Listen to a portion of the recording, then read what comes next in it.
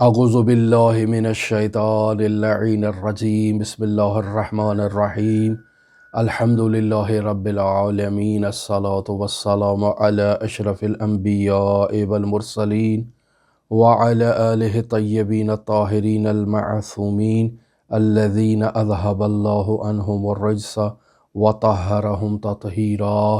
اللہم صلی علی محمد وآل محمد وعجل فرج قائم آل محمد عن ابی صلت حربی قال كنت عند الرضا علیہ السلام فدخل علیہ قوم من اہلکم فسلموا علیہ فرد وقربهم ثم قال لهم مرحبا بكم واہلا فانتم شیعتنا حقا یأتی علیکم زمان تزورون فیہ تربتی بطوس علی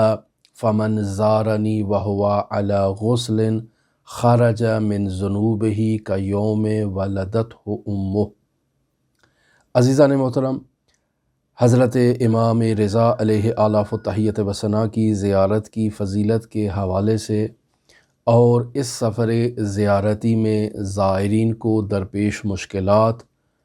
اور ان کے حل کے حوالے سے رہنما نکات ہم آپ کی خدمت میں بیان کر رہے ہیں۔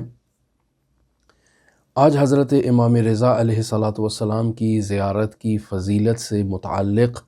جو روایت میں لے کر آیا ہوں وہ ابا صلت حربی سے نقل ہے۔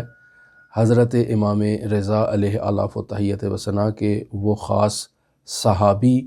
کہ جو حضرت کی شہادت کے آخری لمحات تک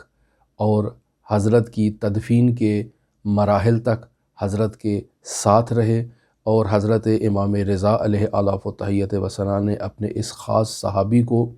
وصیت کی تھی کہ گھر کے دروازے بند کر دینا، تو میرا جواد آئے گا مجھے غسل دینے کے لیے اور کفن دینے کے لیے۔ اس خاص صحابی نے نقل کیا ہے کہ میں حضرت امام رضا علیہ آلاف و تحیت و ثنا کی بارگاہ اقدس میں تشریف فرما تھا کہ اہل قوم سے ایک گروہ امام رضا کے حضور شرفیاب ہوا اور انہوں نے آ کر حضرت کی خدمت میں سلام پیش کیا۔ امام رضا علیہ آلاف و تحیت و ثنا نے سلام کا جواب دیا اور ان کے قریب ہو گئے، اور قریب ہونے کے بعد انہیں کہا مرحبا بکم و اہلا، خوش آمدید، خوش آمدید۔ اور پھر فرماتے ہیں فَأَنْتُمْ شِيَعَتُنَا حَقًّا، تم حقاً اور حقیقتاً ہمارے شیعہ ہو۔ اور پھر فرماتے ہیں یأتی علیکم زمان، ایک زمانہ عنقریب آنے والا ہے کہ تزورون فیہ تربتی بطوس، کہ اس عنقریب آنے والے زمانے میں تم لوگ میری طوس میں اور میری طوس میں زیارت کیا کرو گے۔ الا فمن زارنی وہو علی غسل خرج من ذنوبہ کیوم ولدتہ امہ۔ آگاہ رہو کہ جو بھی اس طوس میں میری آ کر زیارت کرے گا اور غسل زیارت کو انجام دینے کے بعد میری وہ زیارت کرے گا تو خرج من ذنوبہ، وہ گناہوں سے ایسے خارج ہو جائے گا جیسا ابھی تازہ متولد ہوا ہو۔ تو عزیزان محترم، حضرت امام علی ابن موسیٰ الرضا علیہ آلاف و تحیت و ثنا کی زیارت زائر کو ہر قسم کے گناہ سے پاکیزہ کر دیتی ہے، لہٰذا وہ زائرین جو حضرت امام رضا علیہ آلاف و تحیت و ثنا کی زیارت کے لیے تشریف لاتے ہیں اور اس سفر زیارتی میں انہیں کسی بھی قسم کی کوئی مشکل پیش آتی ہے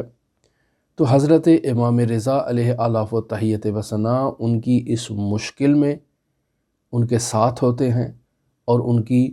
مشکلات کو حل کرنے کے لیے ہر ممکن اقدام فرماتے ہیں۔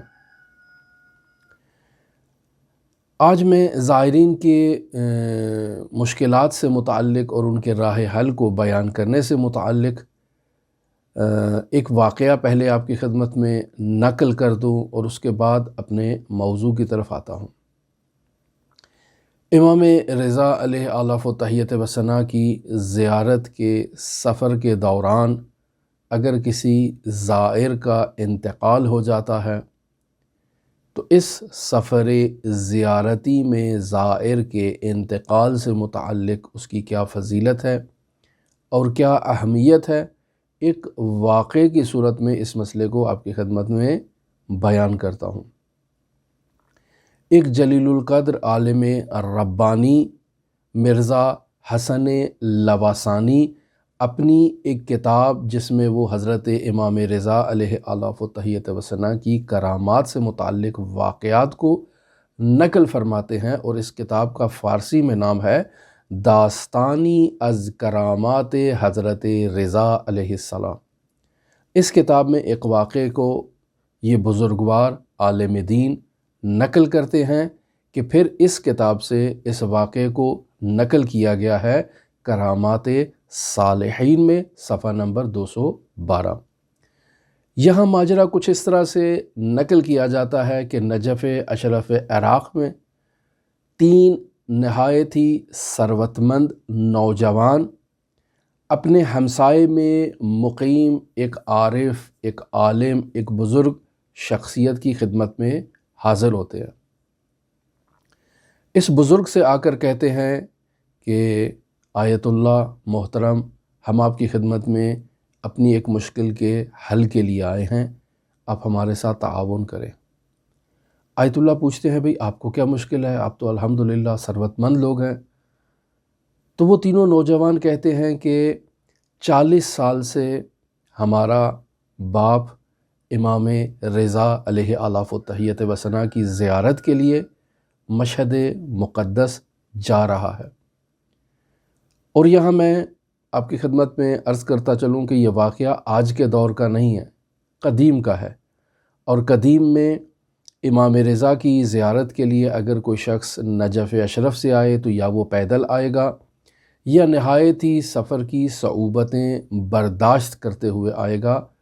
اور نہایت ہی اسے مشکلات کا سامنا کرنا پڑے گا، چونکہ نہ تو ٹرانسپورٹ کی سہولت ہے، نہ ہوائی جہاز کی سہولت ہے،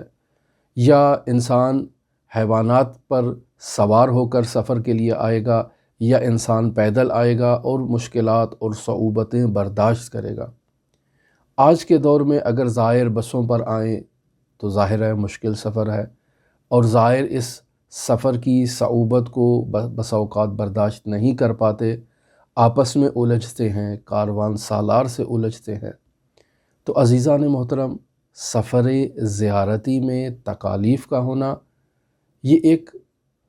فطری سی بات ہے کہ اس سفر میں تکالیف ہوں گی، اور جس زائر کو سفر زیارتی کے دوران کسی قسم کی کوئی تکلیف نہیں آتی تو وہ اپنے سفر زیارتی پر تجدید نظر کرے کہ کہیں اس سے کوئی کوتاہی، کوئی خامی تو نہیں ہو گئی، چونکہ یہی وہ تکالیف ہیں کہ جن کے نتیجے میں امام رضا علیہ آلاف و تحیت وثنا کے زائر کے معنوی درجات میں اضافہ ہوتا ہے۔ لیکن یہاں اس کا ہرگز یہ مطلب نہیں کہ ہم کاروان سالاروں کو یہ چھوٹ دے رہے ہیں کہ وہ زائرین کو تکلیف پہنچائیں، نہیں، یہ ہرگز اس کا مطلب نہیں ہے۔ کاروان سالار اپنی تمام جد و جہد کرتا ہے، کوشش کرتا ہے، لیکن اس کے باوجود اگر سفر زیارتی میں زائر کو تکلیف پیش آئے تو اسے سالار سے الجھنا نہیں چاہیے، اسے دیکھنا چاہیے کہ وہ واقعاً اپنی طرف سے مکمل کوشش کر رہا ہے کہ زائر کو سہولت فراہم کرے، لیکن بعض اوقات بعض ایسے عوامل پیش آ جاتے ہیں کہ سالار مجبور ہوتا ہے، اس کے بس سے باہر ہوتی ہے بات، اور خارج ایک قوت یہ چاہتی ہے کہ زائر کو اس سفر میں مشکلات ہوں، تکالیف ہوں، لہٰذا صبر و تحمل کا مظاہرہ کرنا، بردباری کا مظاہرہ کرنا، یہ اس سفر زیارتی کا ایک لازمی عنصر ہے۔ تو یہ 3 نوجوان اس عالم دین سے، اس مجتہد سے، اس عارف سے یہ درخواست کرتے ہیں کہ ہمارا والد 40 سال سے امام رضا کی زیارت کے لیے ہر سال نجف اشرف سے نکلتا ہے، اور پھر 3 ماہ 4 ماہ تک اس کا کوئی پتہ نہیں ہوتا کہ یہ کہاں گیا ہے اور کہاں نہیں گیا، زندہ ہے یا اس کا انتقال ہو چکا ہے۔ چلو جوانی کا عالم تھا یہ زیارت کے لیے چلا جاتا تھا، کوئی مسئلہ نہیں ہے، لیکن اب تو یہ بوڑھا ہو چکا ہے اور ہمیں خوف ہے کہ اس سفر زیارتی کے دوران اس کا راستے میں کہیں انتقال ہو جائے اور اس کو غسل اور کفن دینے والا کوئی نہ ہو۔ عالم غربت میں اگر ایسے زائر کا انتقال ہو جائے تو یقینی بات ہے ورثاء کو پیچھے سے پریشانی ہوتی ہے، جیسے ان 3 نوجوانوں کو پریشانی لاحق تھی۔ عالم بزرگوار کہتے ہیں کہ ٹھیک ہے، میں آپ کے ساتھ چلتا ہوں اور آپ کے والد کو وعظ و نصیحت کرتا ہوں۔ عالم بزرگوار آتے ہیں اور آ کر اس شخص سے کہتے ہیں کہ محترم، آپ نے ساری زندگی امام رضا کی زیارت کے لیے اس قدر سفر کیے ہیں اور اب آپ کی عمر اس کے مناسب نہیں ہے کہ آپ اس قدر صعوبتیں اور تکالیف برداشت کر سکیں، لہٰذا میں آپ کو نصیحت کرتا ہوں کہ اس سفر زیارتی سے منصرف ہو جائیں اور تشریف نہ لے کر جائیں۔ آپ کے بچے بھی پریشان ہیں اور آپ کے اس سفر پر راضی نہیں ہیں، تو آپ ان کی بھی بات کو دیکھیں، ان کا بھی خیال رکھیں۔ لیکن وہ بوڑھا شخص اصرار کرتا ہے کہ نہیں، میں نے تو سفر زیارتی پر جانا ہے۔ یہ عالم اس سے پوچھتے ہیں کہ بالآخر آپ اتنا اصرار کیوں کر رہے ہیں کہ آپ کو اس سفر پر جانا ہے؟ کیا وجہ ہے اس اصرار کی؟ تو وہ بوڑھا شخص اس عالم کو، اس مجتہد کو یہ کہتا ہے کہ ایک وجہ ہے جس وجہ سے میں اس سفر پر جانا چاہتا ہوں، اور وہ وجہ یہ ہے کہ آج سے 30 سال پہلے میرے ساتھ میرا ایک دوست تھا اور ہم دونوں دوست مل کر امام رضا کی زیارت کے لیے ہر سال جایا کرتے تھے، اور ہمارا یہ وتیرہ تھا کہ ہم دونوں آپس میں مل کر اس سفر زیارتی پر جایا کرتے تھے کہ ایک سفر کے دوران میرے اس دوست کا راستے میں انتقال ہو جاتا ہے۔ ایک بیابان میں دوست کا انتقال ہوا، نہ میرے پاس پانی ہے کہ میں اس دوست کو غسل دے سکوں، نہ میرے پاس کوئی ایسا کپڑا ہے کہ میں اپنے اس دوست کو کفن دے سکوں، اور نہ ہی زمین کا ٹکڑا کوئی ایسا مناسب مجھے نظر آیا جہاں میں اس کو دفن کر سکوں، اور نہ ہی میرے پاس کوئی ایسا وسیلہ تھا جس سے میں قبر کھود سکوں۔ نہایت ہی حیران و پریشان کہ آبادی سے دور بیابان میں اس دوست کو میں اب کیسے سپرد خاک کروں اور اسے یہاں پر دفن کروں، اور رات دیر تک میں اس بیابان میں رک بھی نہیں سکتا تھا چونکہ مجھے وحشی درندے حیوانات کا خوف تھا۔ لہٰذا میں نے اپنے اس دوست کو، اس کے جسد کو، اس کی میت کو کہیں مخفی کر دیا، کہیں چھپا دیا، اور شہر کی یا دیہات کی تلاش میں نکل گیا کہ وہاں جاؤں اور جا کر وہاں کے لوگوں سے مدد کا مطالبہ کروں، انہیں اپنے ساتھ لے کر آؤں اور آ کر اپنے دوست کی میت کو سپرد خاک کروں۔ لہٰذا میں دوڑا نزدیکی دیہات کی طرف بڑھا، رات ہو گئی اور رات کو وہاں سے واپس آنا مناسب نہیں تھا، لہٰذا اسی دیہات میں رات کو میں رک گیا اور وہاں کے لوگوں کے ساتھ اگلے روز میں اپنے اس دوست کی تدفین کے لیے واپس آیا۔ جیسے ہی میں واپس آیا اور جہاں میں نے اس دوست کی میت کو چھپا رکھا تھا اس جگہ جا کر دیکھا تو وہ میت وہاں موجود نہیں تھی۔ نہایت ہی حیران و پریشان کہ میں تو یہاں چھپا کے گیا تھا اس کی میت کو، وہ کہاں چلا گیا؟ کیسے ہو سکتا ہے؟ کہیں کوئی حیوان تو نہیں آیا جس نے اس کو گزند پہنچائی ہو یا نقصان پہنچایا ہو؟ تو ایسے میں ایک شخص میرے سامنے ظاہر ہوتا ہے، نہیں معلوم آسمان سے آیا، نہیں معلوم زمین سے آیا، اور آ کر مجھے کہتا ہے کہ میں نے تمہارے دوست کی گزشتہ رات تدفین کر دی ہے اور فلاں جگہ پر اس کی قبر ہے، چلو میں تمہیں اس کی قبر کو دکھاتا ہوں، اور پھر اپنے ہاتھ کے اشارے سے ایک جگہ کی طرف اشارہ کرتے ہیں کہ یہاں میں نے تمہارے دوست کو سپرد خاک کیا ہے۔ میں جاتا ہوں، جا کے دیکھتا ہوں کہ واقعاً وہاں پر ایک قبر موجود ہے، اور میں اپنے دوست پر جو ہے وہ فاتحہ خوانی کرتا ہوں۔ تو یہ شخصیت جو ظاہر ہوتی ہے، یہ مجھے خطاب کر کے کہتی ہے کہ اب تم اپنے ہدف اور مقصد پر پہنچ چکے ہو، لہٰذا تم واپس پلٹ جاؤ۔ میں نہایتی تعجب سے انہیں کہتا ہوں کہ میں کیسے اپنے ہدف اور مقصد پر پہنچ چکا ہوں؟ میں تو حضرت علی ابن موسیٰ الرضا علیہ آلاف و تحیت و ثنا کی زیارت کی خاطر اپنے گھر سے نکلا تھا اور مشہد الرضا جا رہا ہوں زیارت کے لیے۔ اب یہ کیسے کہہ رہے ہیں کہ میں اپنے مقصد پر پہنچ چکا ہوں؟ ابھی تو میں مشہد گیا ہی نہیں ہوں۔ تو وہ شخصیت کہتی ہیں کہ اگر تم صاحب قبر کی زیارت کرنا چاہتے ہو تو وہ تمہیں ہو چکی ہے، اور اگر تم شہر و دیوار و گنبد و قبے کی زیارت کرنا چاہتے ہو تو پھر چلے جاؤ۔ یہ جملے سننا تھے کہ میں بے ساختہ اس شخصیت کے جو ہے وہ طرف متوجہ ہوا، تو انہوں نے مجھے ایک پیغام دیا اور کہا کہ جاؤ، جا کر میرے شیعوں کو کہہ دو کہ جو بھی میری زیارت کے لیے تشریف لاتا ہے اور دور دراز سے آتا ہے میری زیارت کی خاطر، اور اس سفر زیارت میں اس کا انتقال ہو جاتا ہے، تو میرے شیعوں کو یہ پیغام پہنچا دو کہ میں خود اس کی تجہیز و تکفین کے لیے آتا ہوں اور اسے سپرد خاک کرتا ہوں۔ اب یہ شخص کہتا ہے، یہ راوی کہتا ہے کہ میں اس شخصیت کے پیروں تلے گرتا ہوں تو وہ شخصیت میری نظروں سے اوجھل ہو جاتی ہے۔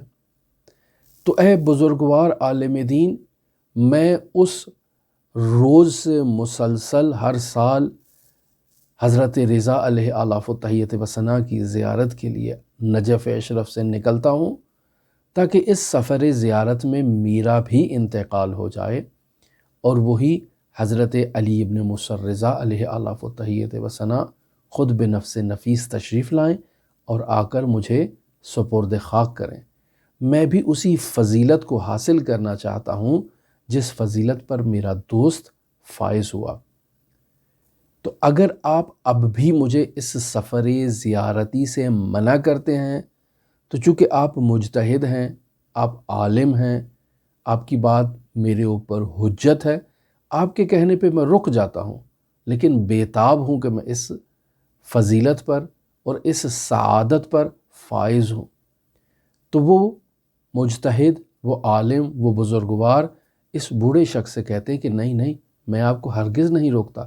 بلکہ آپ بھی چلیں، اور آج کے بعد میں بھی ہر سال آپ کے ساتھ جب تک زندہ ہوں مشہد الرضا زیارت کے لیے آپ کے ساتھ جاؤں گا، تاکہ میں بھی اسی فضیلت اور اسی سعادت پر فائز ہو سکوں۔ عزیزان محترم، زائرین کی سفر زیارتی کے دوران پیش آنے والی مشکلات پر ہماری آپ کے ساتھ گفتگو جاری تھی، اور ہم نے گزشتہ درس میں سفر زیارتی کے دوران زائر کے انتقال سے متعلق آپ کو کچھ رہنما نکات بیان کیے تھے۔ انہی رہنما نکات کے تسلسل میں آپ سے گفتگو جاری ہے، اور میں نے اپنی گزشتہ گفتگو میں اس بات کی طرف اشارہ کیا تھا کہ قائد ملت جعفریہ حضرت آیت اللہ علامہ سید ساجد علی نقوی کی یہ عنایت ہے، یہ توجہ ہے کہ انہوں نے قم المقدسہ میں اور مشہد رضا میں اپنے دفاتر قائم کیے، نجف اشرف میں اپنا دفتر قائم کیا، کربلا معلیٰ میں اپنا دفتر قائم کیا، تاکہ زائرین کو سفر زیارت کے دوران اگر کوئی مشکل پیش آتی ہے تو ان کے یہ دفاتر رہنما گائیڈ کا کردار ادا کریں اور زائر کی مشکل کے حل کے لیے اپنی کوششوں کو بروئے کار لائیں۔ لیکن یہ دفاتر انفرادی نوعیت کے ہیں، ان کا کوئی سرکاری سطح پر کوئی ایسا مقام نہیں ہے کہ یہ زائر کے سفر میں جو پیش مشکلات آتی ہیں ان کو حل کر سکیں۔ لیکن پھر بھی ہم دیکھتے ہیں کہ یہ دفاتر اپنی مکمل کوشش کو بروئے کار لاتے ہیں اور زائرین کے مسائل کو، ان مشکلات کو حل کرنے کے لیے اپنا کردار ادا کرتے ہیں۔ اور اس سلسلے میں جناب ناصر عباس انقلابی کا کردار بے نظیر کردار ہے۔ ہم نے دیکھا کہ ظاہر کا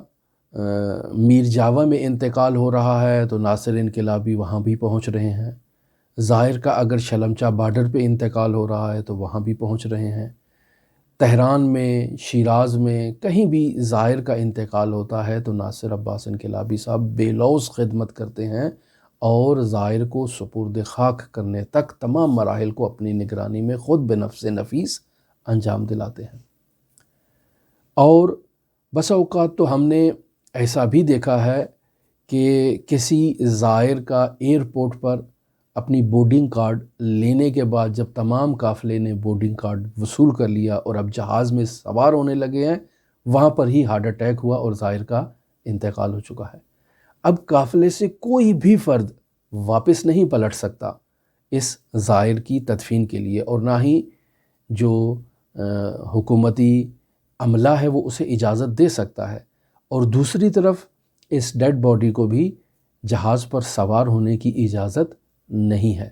تو ایسے میں بھی دفتر قائد ملت جعفریہ ہی ہے کہ جو اس ظاہر کی غربت میں تدفین کے تمام امور کو ان کے ورثاء کی نگرانی میں اور ورثاء کی اجازت اور پرمیشن کے ساتھ انجام دیتا ہے۔ لیکن اس تدفین کے مراحل کی انجام دہی میں دفتر قائد کو کتنی مشکلات کا سامنا ہے،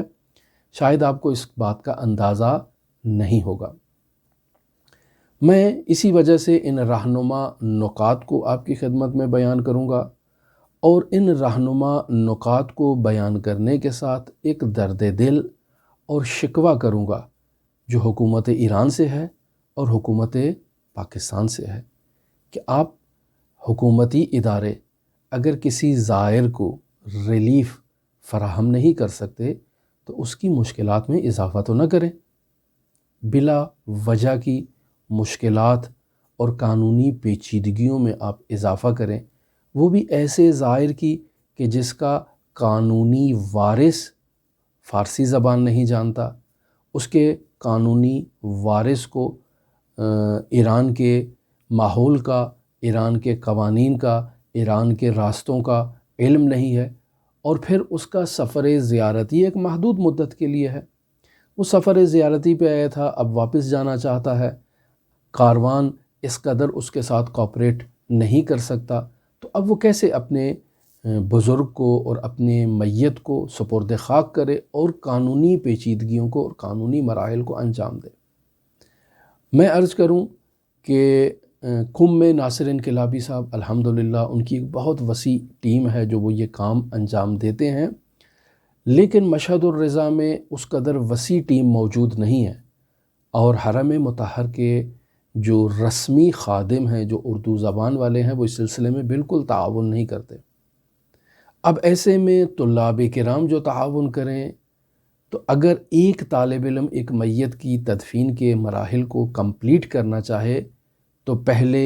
3 دن کا وقت درکار تھا، اور اب اس وقت ان جاری ایام میں ہماری حکومت پاکستان کی عنایت کے نتیجے میں وہ 3 دن 5 دن میں تبدیل ہو چکے ہیں۔ اب خود اندازہ لگائیں کہ 5 دن ایک طالب علم اپنی تمام روٹین کو اور تمام کام کو چھوڑ کر ایک زائر کی تدفین کے پیچھے لگا ہو تاکہ ان قوانین کو اور ان امور کو انجام دیا جائے، تو یہ حکومتوں کی طرف سے ایجاد کردہ مشکلات ہیں۔ اور اگر ٹیم میں اضافہ ہو اور افراد کے پاس موٹر سائیکل کی سہولت ہو تو وہ افراد کی جو باقاعدہ ان چیزوں کو جانتے ہیں، دفتر قائد ملت ان کو گائیڈ کرتا ہے، تو وہ بھاگ دوڑ کر ان تمام مراحل کو انجام دے سکتے ہیں۔ ممکن ہے 2 دن میں یہ 5 دن کے کام کمپلیٹ ہو جائیں، ممکن ہے 3 دن میں کمپلیٹ ہو جائیں۔ میں آپ کی خدمت میں مرحلہ بمرحلہ ان مراحل کو بیان کرتا ہوں۔ بس اوقات ایک زائر کا انتقال ہوتا ہے ہاسپٹل میں، یعنی اس کو ہارٹ اٹیک ہوا یا کوئی مشکل ہوئی اور فوراً ایمبولنس کے ذریعے سے اسے منتقل کر دیا گیا ہاسپٹل میں۔ چند دن ہاسپٹل میں وہ ایڈمٹ رہا اور وہاں پر اس کا انتقال ہو گیا۔ یہاں بھی ایک بہت بڑا ظلم ایران حکومت کی طرف سے ہوتا ہے، اور وہ ظلم یہ ہے کہ اس زائر کو مذہبی سیاحت کے جو اخراجات ہیں اس میں اس کو ڈال دیا جاتا ہے۔ نتیجہ یہ نکلتا ہے کہ زائر کا اگر بل 1 لاکھ بننا تھا پاکستانی، تو وہ سیاح ہونے کی حیثیت سے 3 لاکھ یا 4 لاکھ میں کنورٹ ہو جاتا ہے۔ ایک کمائی ہے جو حکومت ایران نے زائرین سے کمانے کا ایک ذریعہ بنا رکھا ہے۔ ہم متعدد مرتبہ اس کا احتجاج ریکارڈ کروا چکے، حکومت پاکستان سے بھی درخواست کر چکے، متعدد علماء جو ایران تشریف لاتے ہیں، شخصیات ہوتی ہیں، انہیں بھی ان مسائل کا ذکر کر چکے کہ وہ زائر جو سفر زیارتی کے لیے آتا ہے، درست ہے عالمی سطح پر اسے مذہبی سیاحت کے زمرے میں شمار کیا جاتا ہے، لیکن اس کا ہرگز یہ مطلب نہیں ہے کہ اس زائر کو ایک کمائی کا ذریعہ بنا دیا جائے، اور وہ بھی ایسے وقت میں کہ جب اس کی وقت آخر ہے اور اب اس کے ساتھ تعاون ہونا چاہیے، کوآپریٹ ہونا چاہیے۔ نہ امام رضا کا حرم کوئی تعاون کرتا ہے اور نہ ہی کوئی اور انقلابی نہاد ادارہ ایسے زائر کے ساتھ تعاون کرتا ہے، اور نہایت ہی مشکلات کا سامنا کرنا پڑتا ہے۔ تو ایک دفعہ اس زائر کا انتقال ہاسپٹل میں ہوتا ہے، اور ایک دفعہ اس زائر کا انتقال خود ہوٹل میں ہو جاتا ہے، حرم میں ہو جاتا ہے، کہیں کسی سڑک پہ ہو جاتا ہے۔ تو عزیزان، ایسے موقع پر اگر تو اس انسان میں یعنی اگر ہاسپٹل کے علاوہ انتقال ہوا ہے اور اس کی سانس ابھی باقی ہے، تو فوری طور پر 115 نمبر ایمرجنسی ہیلپ لائن پر آپ کال کریں، ان کی ایمبولنس آئے گی، ایمبولنس میں ڈاکٹر موجود ہوں گے، وہ اس کو ابتدائی طبی سہولیات فراہم کریں گے اور اسے قریب ترین ہاسپٹل میں منتقل کریں گے، چونکہ ان کا وظیفہ ہے قریب ترین ہاسپٹل میں منتقل کرنا۔ ممکن ہے پرائیویٹ ہو، ممکن ہے سرکاری ہو، ممکن ہے مہنگا ہو، ممکن ہے سستا ہو، وہاں منتقل کرنا ان کی ذمہ داری ہے۔ اور اگر اس زائر کا انتقال ہو چکا ہوگا اور وہ ٹیم میڈیکل یہ تشخیص دے گی کہ اس کا انتقال ہو چکا ہے، تو وہ ٹیم تو واپس چلی جائے گی، لیکن آپ سے کہے گی کہ اب آپ 1530 اس نمبر پر کال کریں کہ جو ڈیڈ باڈی کو منتقل کرنے والی ایمبولنس ہے، وہ مخصوص ایمبولنس ہے جس کا کام صرف متوفی کو منتقل کرنا ہے، اور وہ اس متوفی کو فرانزک کے لیے پزشک قانونی میں منتقل کر دیں گے۔ اب ہم واپس آتے ہیں کہ اگر کسی شخص کا ہاسپٹل میں انتقال ہوتا ہے تو اس شخص کو بھی فرانزک کے لیے پزشک قانونی میں منتقل کر دیا جائے گا۔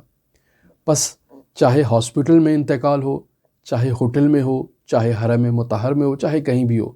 اسے فرانزک کے لیے پزشک قانونی آنا ہے۔ اور اگر سفر زیارتی میں یہ کشف ہو جائے کہ اس کا انتقال کسی مشکوک کیفیت میں ہوا ہے تو یہ پولیس کیس بھی ہے، 110 نمبر پر کال کرنا ہوگی تاکہ وہ بھی آئیں اور آ کر اس قضیے کا جائزہ لیں۔ ہمیں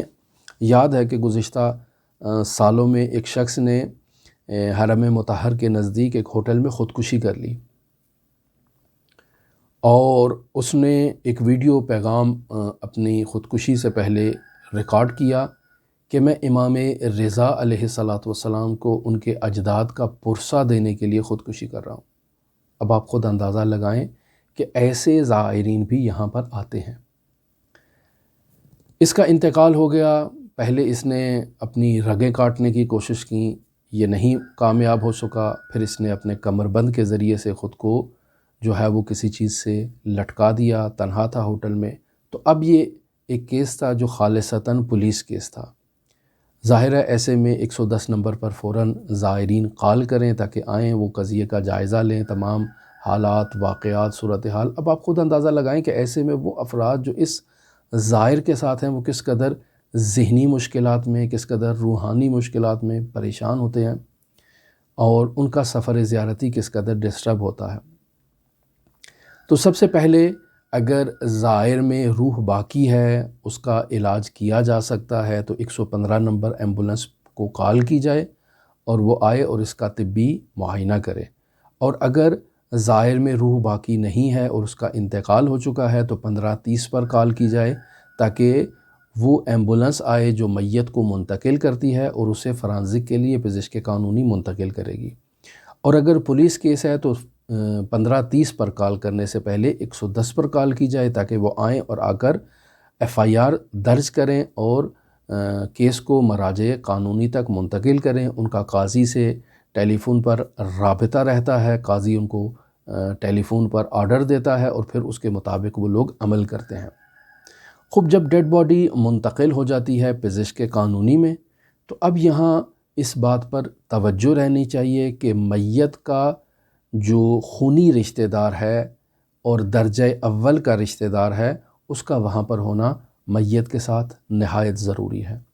یعنی اس کا شوہر ہے، اگر خاتون ہے تو اس کا شوہر ہو، اس کا بیٹا ہو یا اس کا بھائی ہو، اور اگر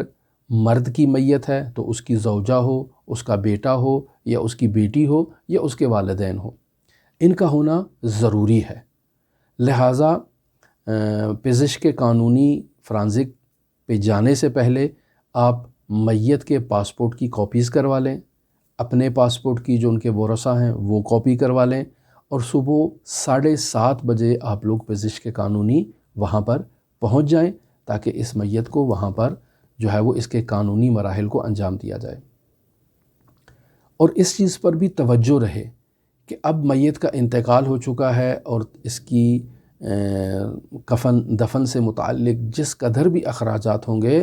وہ سب کے سب بینک ٹرانزیکشن کے ذریعے سے ان کے اخراجات ادا کیے جائیں گے، نقدی طور پر کہیں بھی جو ہے وہ آپ پیمنٹ نہیں کر سکتے۔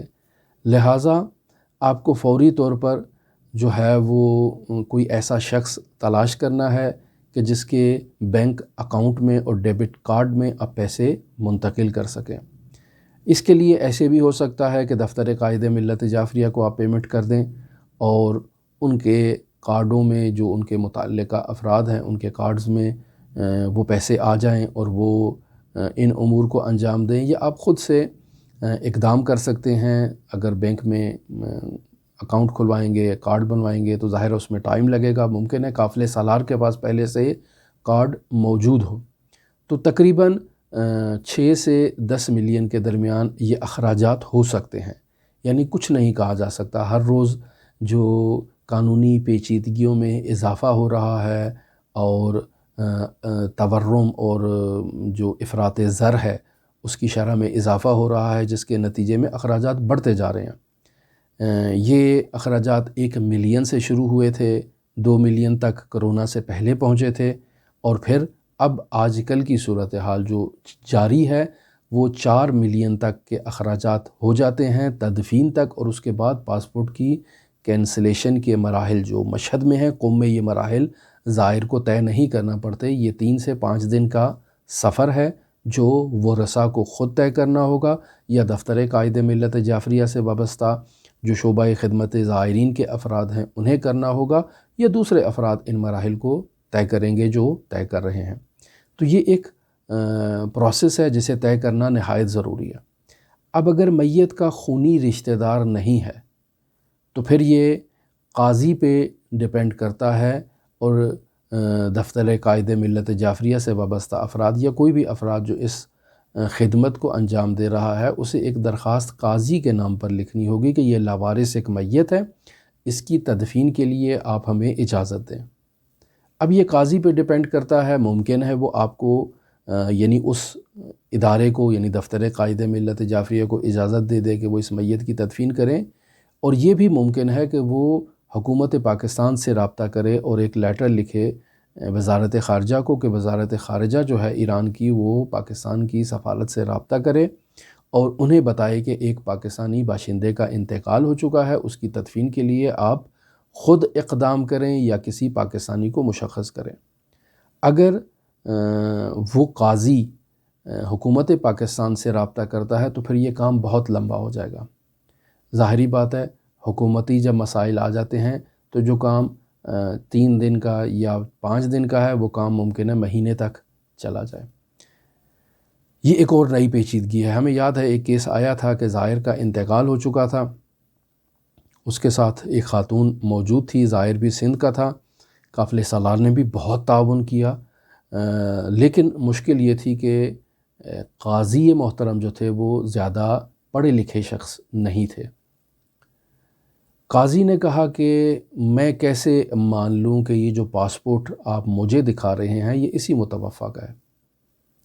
نہایت ہی کوئی ان پڑھ قسم کا قاضی تھا، کیسے مان لوں کہ یہ پاسپورٹ اسی متوفہ کا ہے، لہٰذا جو ہے وہ یہ مشخص ہو کہ یہ پاسپورٹ اسی متوفہ کا ہے تو میں آپ کو تدفین کی اجازت دوں گا۔ اب کیسے مشخص ہو؟ کہا کہ آپ حکومت پاکستان سے تقاضا کریں، یعنی وزارت خارجہ تقاضا کرے کہ اس کا جو فنگر پرنٹس ہیں وہ ہمیں دیے جائیں، پاکستان گورنمنٹ ہمیں دے، اور ہم اس متوفہ کے فنگر پرنٹس کو لے کر اس فنگر پرنٹس کے ساتھ میچ کریں گے اور نتیجہ نکالیں گے کہ یہ وہی ہے۔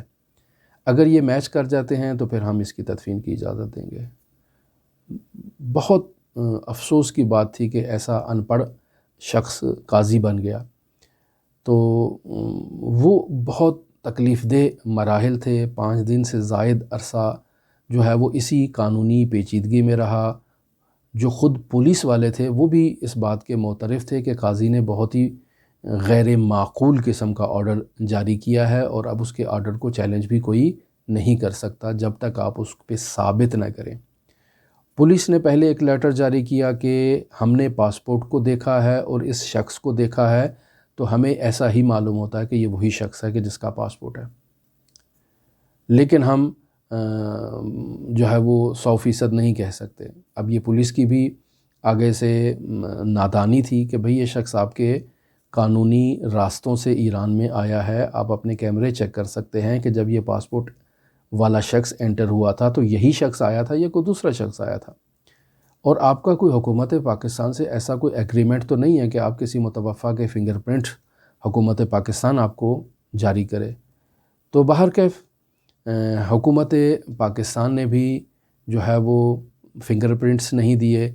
اور قانونی پیچیدگیاں بھی برقرار رہیں، تو اس میں بہت مشکلات کا سامنا کرنا پڑا۔ 5-6 دن اس متوفہ کو جو ہے وہ سرد خانے میں رکھنا پڑا، اور پھر بہت ایک طولانی ایک سفر تھا اور طولانی ایک داستان تھی کہ جس کے بعد اس متوفہ کو تدفین کے مراحل طے نہیں پا رہے تھے۔ تو ایسے میں ہمارے ذہن میں جو ہے وہ ایک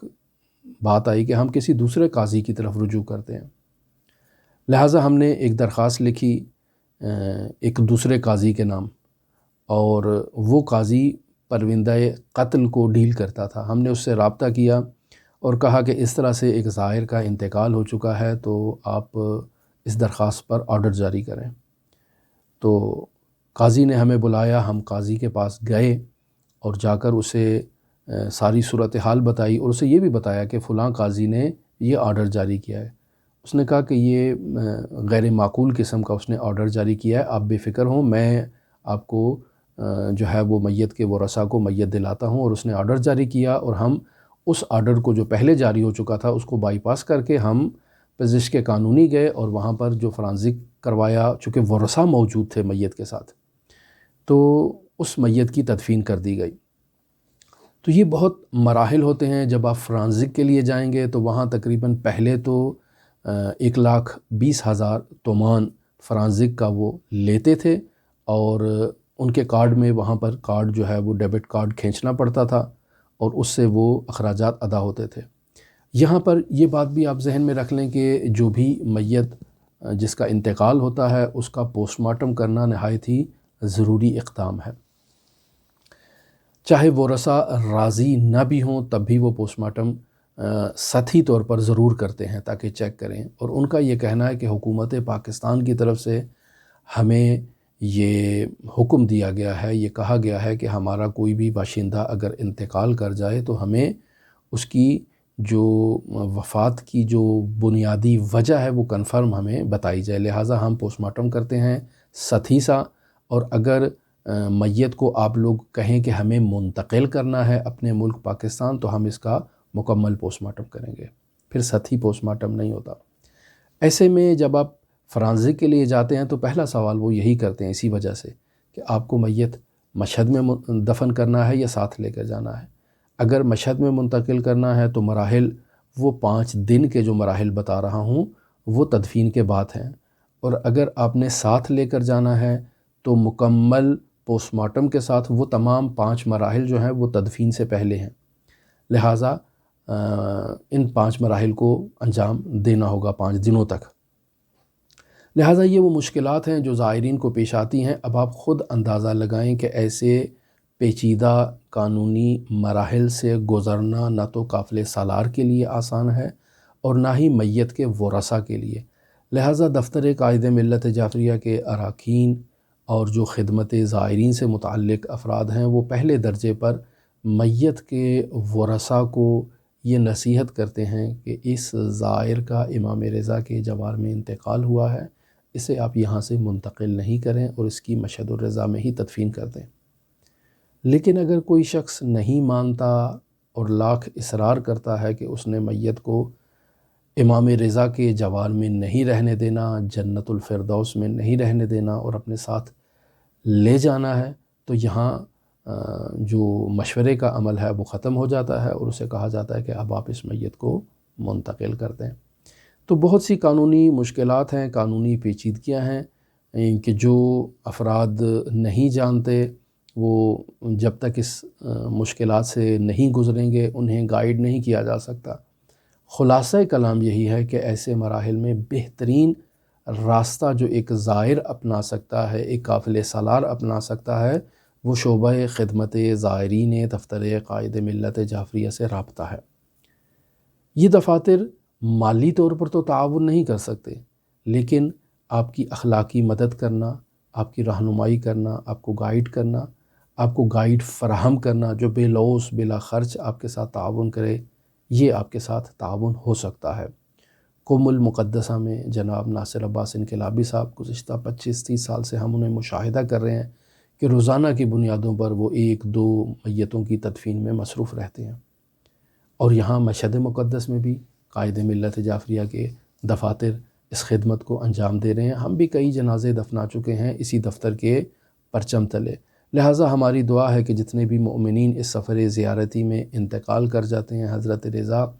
انہیں یقیناً اپنے جوار میں تدفین کرتے ہیں۔ حضرت رضا ان کی تمام ان مراحل میں، جیسا کہ ہم نے واقعہ آپ کی خدمت میں بیان کیا، حضرت رضا شریک ہوتے ہیں،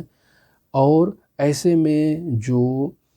زائر کے ورثاء ہیں، چاہے وہ پاکستان میں ہوں چاہے وہ ایران میں ہوں، انہیں بے تابی کا مظاہرہ نہیں کرنا چاہیے، صبر و تحمل کا مظاہرہ کرنا چاہیے۔ اور یہاں میں ان افراد سے بھی تقاضا کرتا ہوں جو اہل خیر ہیں، جو خیراتی ادارے چلا رہے ہیں، ان سے یہ درخواست ہے کہ ایسے مراحل میں آپ زائر کے ساتھ تعاون کریں۔ یہ زائر غریب ہے، یہ زائر اپنے وطن سے دور ہے، اور اسے یہ جو قانونی پیچیدگیاں ہیں، یہ جو قانونی مراحل ہیں اور اس قدر سنگین اخراجات ہیں، یہ برداشت نہیں کر سکتا۔ ظاہر ہے سفر زیارتی کے لیے آیا ہے، بالخصوص وہ زائر کہ جو ضعیف ہے اور کمزور ہے مالی اعتبار سے اور اقتصادی اعتبار سے، اس کے لیے بہت دشوار ہے، اور حکومت پاکستان 1 تومان تک خرچ کرنے کے لیے تیار نہیں ہوتی ہے۔ یہ تمام اخراجات اس وارث کو خود ادا کرنا ہے یا کوئی خیراتی ادارہ اس کے ساتھ تعاون کرے، اور اگر ہاسپٹل میں میت کا انتقال ہو چکا ہے تو او الا ماشاءاللہ 100 ملین، 120 ملین، 200 ملین، 300 ملین تک کے ہم نے اخراجات دیکھے ہیں کہ جو میت پر ڈال دیے جاتے ہیں، اور جب تک آپ ان اخراجات کو صفر کرنے تک جو ہے وہ باغ دوڑ نہیں کرتے، وہ اخراجات آپ کو ادا کرنا ہے۔ اور ایسے میں حضرت آیت اللہ العظمیٰ سیستانی مدظ اللہ العالی کے دفتر یعنی آیت اللہ مصباح بہت تعاون کرتے ہیں، خداوند متعال ان کی توفیقات میں اضافہ کرے۔ اور یہاں گلہ جمہوریہ اسلامی ایران سے بھی ہے کہ آپ کو امام رضا کے زائر کی جو ہے وہ تکریم کرنی چاہیے، اور اس زائر کے اس آخری رسومات میں جہاں تک ممکن ہو آپ کو تعاون کرنا چاہیے۔ آپ یہاں مشکلات ایجاد کیوں کرتے ہیں؟ کیا آپ لوگ مسلمان نہیں ہیں؟ کیا آپ نے اسلام کو نہیں پڑھا ہے؟ کیوں ایسی مشکلات اس زائر کے لیے ایجاد کر رہے ہیں جس کا اس دنیا سے انتقال ہو چکا ہے؟ اس زائر کے اوپر تو حضرت امام رضا کی خاص نظر ہے، اور آپ اسے ایک اقتصادی پروڈکٹ سمجھ رہے ہیں اور اسے بیچنے کے چکروں میں ہے کہ جتنا زیادہ پیسہ نکلوا لیا جائے وہ اچھا ہے۔ اور یہاں گلہ حکومت پاکستان سے بھی ہے کہ آپ نے یہاں سفارت خانے قائم کر رکھے ہیں، ایمبیسیز قائم کر رکھی ہیں، آپ کا وظیفہ قانونی یہ ہے کہ کوئی بھی انتقال کر جائے، کوئی بھی شخص مشکل میں ہو، آپ کے ملک سے تعلق رکھتا ہو، تو آپ اس کی مشکلات کو حل کرنے میں اپنا کردار ادا کریں، نہ کہ یہ اس کے لیے آپ مشکلات ایجاد کریں۔ آپ کو باقاعدہ ایک عملہ یہاں پر اس کام کے لیے جو ہے وہ اپنے آفیسز میں رکھنا چاہیے، جو ان تمام مراحل کو خود انجام دے۔ ہمیں یاد ہے کہ ایک متوفی آئے جن کی پاکستان میں بہت پہنچ تھی، بہت ان کا مقام تھا۔ میں فرانزک کے لیے پزشک قانونی بیٹھا تھا، وہیں پہ اس متوفی کی بھی میت کے لیے ہم سے رابطہ کیا گیا کہ آپ اس کے قانونی مراحل کو بھی انجام دیں۔ تو چونکہ ان کی پہنچ تھی تو فوراً میں نے دیکھا کہ پاکستان سفارت سے مترجم بھی وہاں پہنچی ہوئی ہے، اور اس کے ساتھ ایک سفارت کا عمل، ایک کارمند بھی اور ایک ملازم بھی ہے، اور وہ اس کے امور کو انجام دے رہا ہے، اور ان کو کسی چیز کا علم نہیں تھا قانونی طور پر کہ ہمیں کیا کرنا ہے۔ میں نے ان سے کہا کہ میں آپ کی رہنمائی کرتا ہوں، لیکن یہ یاد رکھیں کہ آپ ایک میت کے لیے آئے ہیں جس کی پہنچ ہے، اور میرے پاس 3 ڈیڈ باڈیز اور ہیں کہ جن کا کوئی نہیں ہے، اور یہ ان کے ورثاء بیٹھے ہوئے ہیں۔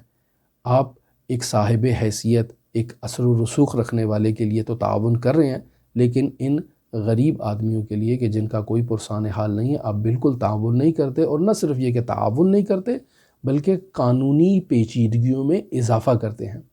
اور آج کل انہوں نے قانونی پیچیدگی یہ اضافہ کر رکھی ہے کہ وہ کہتے ہیں کہ ہمیں تمام جو ڈیتھ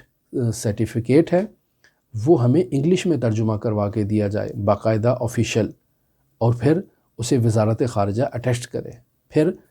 دوسری قانونی مشکل یہ کہ ہم پاکستان سے تصدیق کروائیں گے اس کے ورثاء سے کہ آپ آیا راضی ہیں یا راضی نہیں ہیں کہ آپ کی میت یہاں پر دفن ہو، اور مزید پیچیدگیوں میں اضافہ کر دیا ہے اب حکومت پاکستان کے ملازمین نے۔ تو بہر یہ گلہ ہے، یہ شکوہ ہے، آپ کو اس میں تعاون کرنا چاہیے۔ بالآخر ہر انسان نے اس دنیا سے رخصت ہونا ہے، آپ بھی عالم غربت میں اس دنیا سے رخصت ہو سکتے ہیں، لہٰذا چاہے ایران کے ادارے ہوں چاہے پاکستان کے ادارے ہوں، انہیں زائرین کے ساتھ تعاون کرنا چاہیے، اور اگر وہ تعاون کریں گے تو خداوند متعال انہیں اس کا اجر عطا کرے گا۔ تھوڑا نرمی کریں، تھوڑا خدا خوفی کرنی چاہیے ان اداروں کو۔ ہماری دعا ہے کہ خداوند متعال ہمیں توفیق عطا فرمائے کہ ہم بھی حضرت امام رضا علیہ آلاف و تحیت و ثنا کے زائرین کے ساتھ کے جو مشکلات میں ہیں اپنا تعاون کر سکیں، اخلاقی تعاون ہو، مادی تعاون ہو، یا ہر قسم کا تعاون ہمیں اس سے دریغ نہیں کرنا چاہیے، آپ بھی دریغ نہ کریں۔ نہایت شکریہ۔ اللہم صلی علی محمد و آل محمد وعجل فرج قائم آل محمد۔